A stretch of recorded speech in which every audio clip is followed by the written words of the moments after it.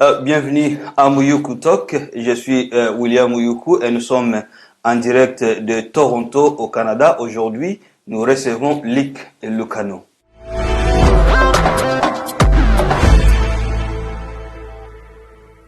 Notre invité, Monsieur Lick Ebenga Lucano. Monsieur Lick Ebenga Lucano est diplômé de l'Université de Sherbrooke en sciences politiques, en prévention et règlement des différends. Il est politologue et médiateur de formation.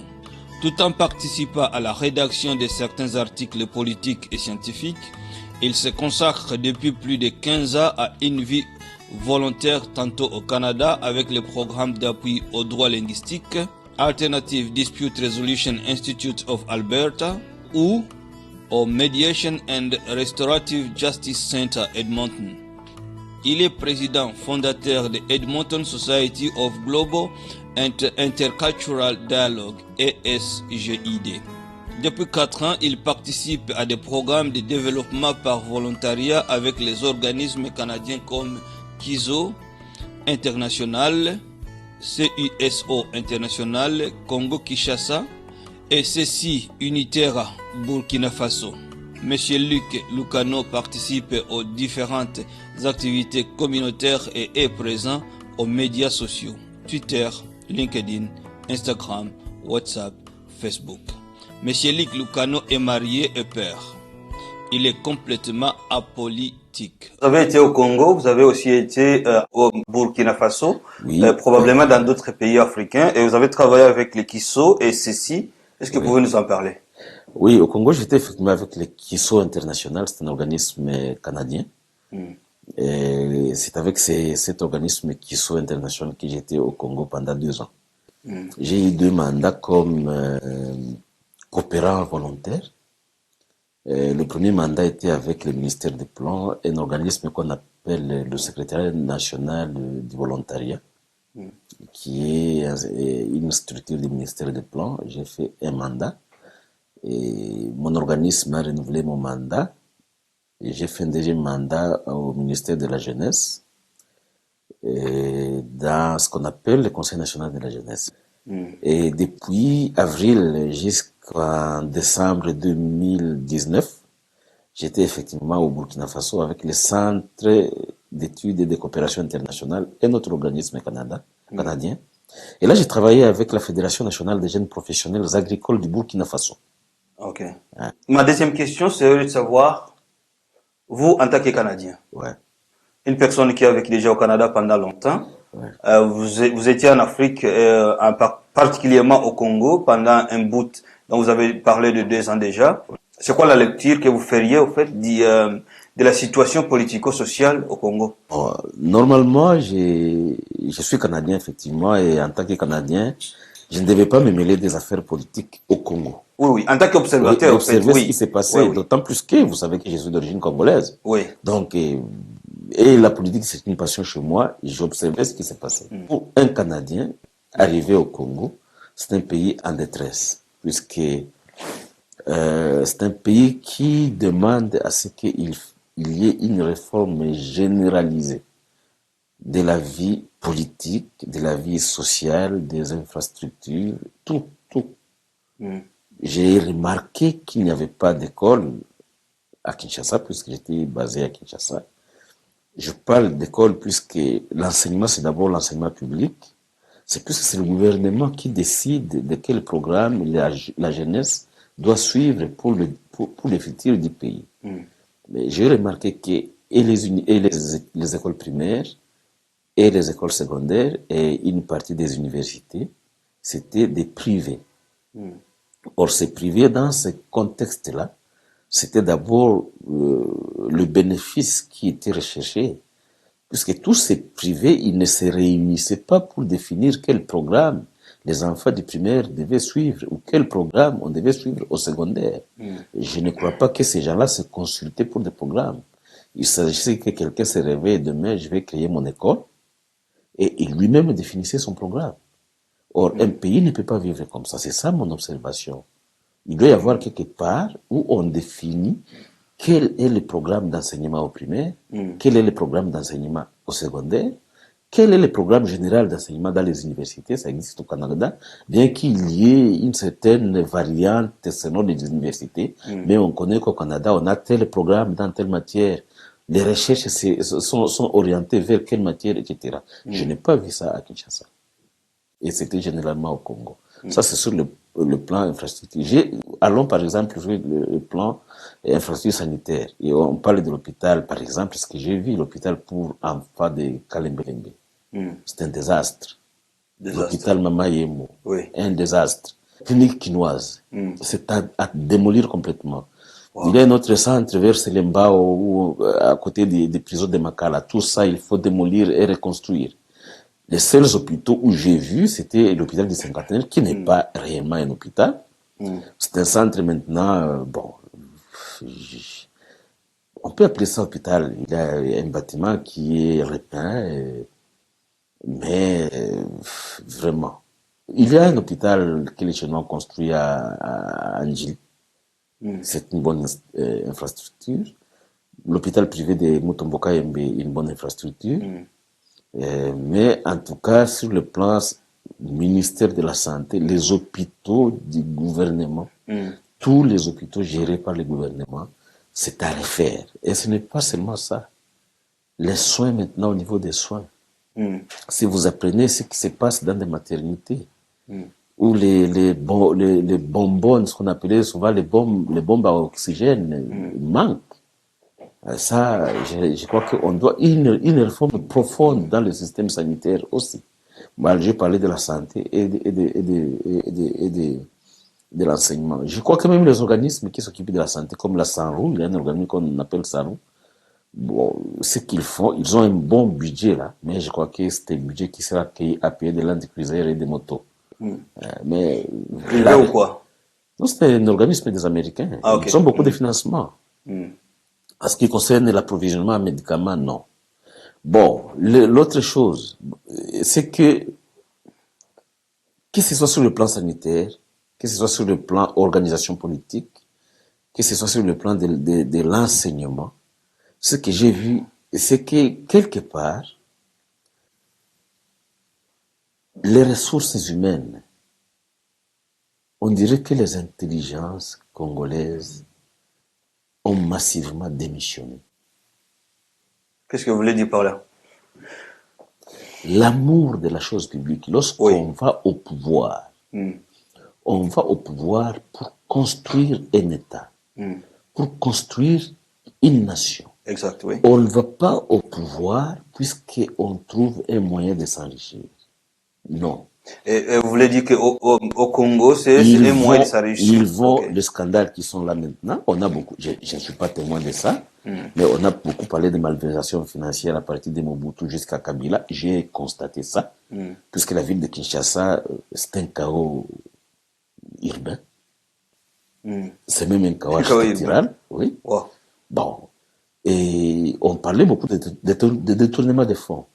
Et maintenant, il y a un changement de régime il y a une année. On croyait, tout le monde a espéré qu'il y aura un peu de changement. Là aussi, je n'ai pas de preuves, mais on parle de plus en plus des choses qui ne vont pas bien en ce qui concerne la gestion de certains programmes. Oui. Ça prouve clairement que ce ne sont pas les ressources financières qui manquent, mais c'est au niveau des ressources humaines. Est-ce que ces gens-là, ils ont conscience que nous allons au pouvoir pour construire ou nous allons au pouvoir pour nous enrichir? Et si c'est ça la raison, c'est pourquoi je parle que c'est une démission des intelligences collectives.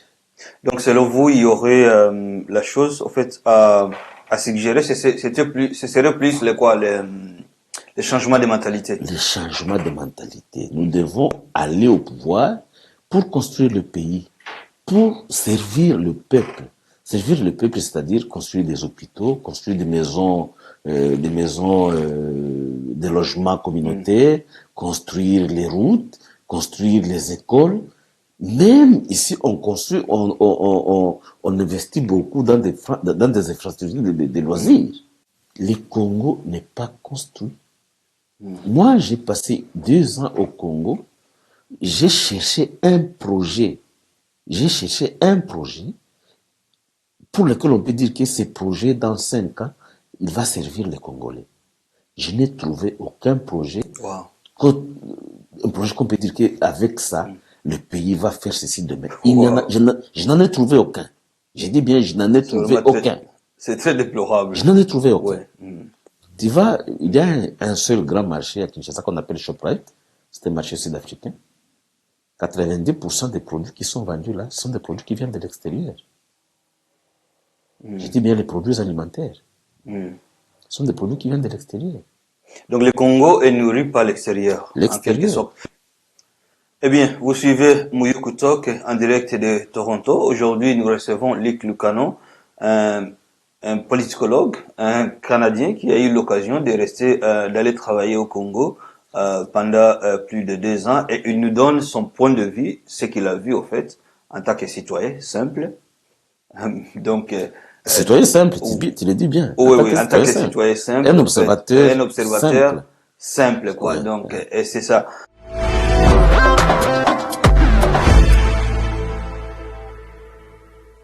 Vous êtes originaire de Fizi. Ouais. Et là, nous sommes dans l'est du Congo, dans la province du Sud Kivu. Ouais. Originaire du Fizi. Fizi et Uvira sont deux zones, on les appelle deux zones sœurs. Il est même difficile de distinguer qui est de Fizi et qui est d'Uvira. Nous sommes tous mélangés là. Ouais, donc c'est ça. Et les gens me disent qu'à Kinshasa, en fait, Kinshasa est dirigé par les gens, par les Swahiliphones, et spécialement, et en particulier les gens de ces deux zones-là. Il y en a beaucoup là dans le gouvernement, surtout depuis que Kabila le fils est au pouvoir. Mais les gens me disent ils me disent qu'est-ce que font ces gens-là à Kinshasa, parce que ces gens-là ne foutent absolument rien dans leurs deux zones d'origine. Non, ça, je ne peux pas affirmer ça. Je ne peux pas affirmer ça puisque j'étais à Kinshasa. Lorsqu'on parle de Waswahili, on ne parle pas de Fizi et Uvira. Lorsqu'on parle de Waswahili, ça va de la province orientale, ce qu'on appelait la province orientale à l'époque, jusqu'au Katanga. Fizi et Uvira, il n'y avait pas beaucoup de personnes. Lorsque moi je suis arrivé là-bas, il y avait le directeur du cabinet du chef de l'État, qui est de Fizi. Il y avait les ministres de l'environnement, qui étaient aussi des Fizi. Je crois que ce sont les deux seules personnes au gouvernement. Il y avait des directeurs généraux. Je connais les directeurs généraux de y avait-il pas des ministres aussi? Il n'y avait pas de ministre. Mourega, par exemple. Lorsque j'étais là, je n'ai pas vu un ministre. Non. Kokonyangi, oui. C'était Mourega, il était je crois, de l'urbanisme, quelque chose comme ça. Mais à part les ministres, il y a quand même des gens d'influence, plusieurs personnes d'influence qui sont là-bas. D'influence jusqu'à décider de la transformation des territoires de Fizi et d'Uvira, il n'y en avait pas. Oui, mais parce qu'il y a une chose, au fait, qui frustre les gens beaucoup, oui. C'est que Uvira et Fizi, c'est 90 km. Oui. Et là, on n'a jamais été capable d'avoir même une route. Une route, il n'y en a pas au Congo. Il n'y a pas de route au Congo qui vous a dit qu'il y a. Donc c'est une situation générale. C'est une situation générale. La seule route, et je reconnais ça, une seule route qui est en pleine construction, c'est toujours le même axe, la route Kinshasa-Lubumbashi. Cette route-là, à différents tronçons, elle est en train de se faire construire. Moi, j'ai parcouru cette route jusqu'au niveau de 135 km de Kinshasa. Ça m'a étonné. Oui, mais vous êtes quand même une personne d'influence dans la communauté. Et plusieurs personnes vous respectent, y compris moi. Oui. Quand vous étiez à Kinshasa, avez-vous pas eu quand même l'occasion de rencontrer ces gens-là, donc, qui ont quand même le pouvoir, des gens du Sud Kivu qui ont le pouvoir là-bas, et en discuter? Je sais, on aime beaucoup parler de Néhémie Moulania, qui était le directeur de cabinet du chef de l'État, qui est aussi le coordinateur du FCC aujourd'hui. Bon, donc c'est bon, oui. Oui, je crois que le spectateur voudrait que je parle que Néhémie était puissant, il n'a pas fait cela. Je ne peux pas dire ça. Puisque Néhémie n'était que le directeur de cabinet du chef de l'État qui travaillait bien. On n'a jamais entendu parler de l'épouse de Néhémie comme on parle des épouses. Mais c'est lui qui nommait le premier. C'est lui même. Il ne nommait pas. Oui. Il ne nommait pas. Nous, on voyait, au fait. Non, il ne nommait pas. C'est lui qui signe, la règle. En fait. Oui. C'est le directeur de cabinet qui signe. Mais ce n'est pas lui qui siège avec le président pour décider de telle personne sera ministre ou telle personne sera ministre. Non. Il y avait à Kinshasa un lobby katangais, par exemple. Néhémie ne pouvait pas aller au-delà du lobby katangais. Le lobby katangais, c'est quand même Kabila. N'est-ce pas? Il y a un lobby katangais très puissant à Kinshasa. Il y a un lobby de l'Équateur qui travaille à l'ombre. Et ils sont très puissants aussi. Il y avait un lobby d'Imaniema qui était représenté, si vous voulez qu'on parle de Bassoïde, qui était représenté par Matata Pogno et consort. C'était notre lobby. Il n'y avait pas de lobby d'Ouvira et des Fizi. Ces lobbies n'existaient pas. Et pourquoi vous avez jamais pensé aussi faire comme les autres? Si cela peut les servir. Bon, je ne répondrai pas à ça. J'ai essayé. De ma part, moi, j'ai essayé, mais je n'avais pas assez de temps. Mais les lobbies là du Fizi n'existaient pas à Kinshasa. Mais je vous apprends qu'il y a un lobby très puissant du Katanga. Il y a un lobby très puissant de l'Équateur. Il y a un lobby très puissant du Maniema et qui il réalise des choses. Il y a un lobby très puissant du Kassai. Bon, les Balouba différemment. Il y a un lobby très puissant des Batete là. Non, c'est le seul endroit où nous, les Bavira, les Bavira, nous retrouvons, il y a quelque chose qu'on appelle les Anamongo. Et ça veut dire quoi? Les Anamongo, bon, il semble que nous tous, nous appartenons à un groupe qu'on appelle les Anamongo, ça va de l'Équateur, au Maniema, etc., etc. Je n'ai jamais trouvé les contours de cette histoire. C'est là où nous nous retrouvons. Et ce n'est pas un lobby. Ce n'est pas un lobby, c'est un endroit où on se retrouve puisque nous avons les mêmes origines, nous essayons d'effacer nos émotions là-bas et nos déceptions. Mais ce n'est pas un groupe d'influence. Mais les groupes d'influence, on est trouvé par exemple au Katanga. Il n'y a aucune décision majeure qui pouvait se prendre à l'époque de Kabila si ce lobby-là n'est pas d'accord. Surtout en ce qui concerne les finances. Les finances, c'était le Katanga qui prenait ça. C'est pourquoi, si tu regardes, les ministres des Finances étaient toujours du Katanga. Les ministres des Mines étaient toujours du Katanga à cette époque. Dernière question. Quel serait un appel à faire au nom des organismes pour lesquels vous avez travaillé en Afrique? Le dernier organisme, c'est la Fédération nationale des jeunes professionnels agricoles du Burkina Faso. Congo, c'était avec Kizo International, c'était avec le service national du volontariat à Kinshasa et le Conseil national de la jeunesse à Kinshasa. Tous ces organismes-là, ils ont besoin des appuis de la part des communautés canadiennes, immigrantes, puisqu'on travaille quand même en Afrique. Les Africains devaient s'intéresser à ces organismes et ce qu'ils font et ce qu'elles font en Afrique. Ils ont besoin de leurs apports financiers pour financer différents projets en Afrique. Puisque, je suis politologue, comme on l'a dit, on a créé la société civile. À un moment donné, le concept société civile a été créé. On a créé ces concepts puisqu'à un moment donné, les gouvernements avaient démissionné à réaliser leur mission. Okay. Et certains donateurs se sont retournés du côté des paysans qui essayaient de s'en sortir. Alors, on aidait ces paysans, ici le mot paysan n'existe pas, mais chez nous ça se comprend, de s'en sortir individuellement. C'est ainsi que nous, les communautés immigrantes, et même les autres Canadiens qui m'écoutent maintenant, nous devions beaucoup nous intéresser à ce que font ces organismes en Afrique. Et nous intéresser, ce n'est pas seulement nous informer, mais aussi contribuer en quelque chose dans des donations auprès de ces organismes. Puisque ce sont ces organismes, le travail de ces organismes qui essaient d'alléger les souffrances de nos masses paysannes en Afrique. Ceux qui veulent, je peux donner des coordonnées. Vous pouvez donner directement à ces organismes-là, ou vous adresser à Kiso, ou encore la Fédération nationale des jeunes professionnels agricoles du Burkina Faso. Ça, c'était vraiment, ça peut être mon dernier appel à tous nos compatriotes canadiens, à tous nos compatriotes immigrants africains, et les autres volontaires, bénévoles, donateurs, de vraiment venir à la rescousse de ces organisations-là. Ça aide à alléger certaines souffrances. Et comme nous venons de ces populations-là, nous voyons ce qu'elles vivent.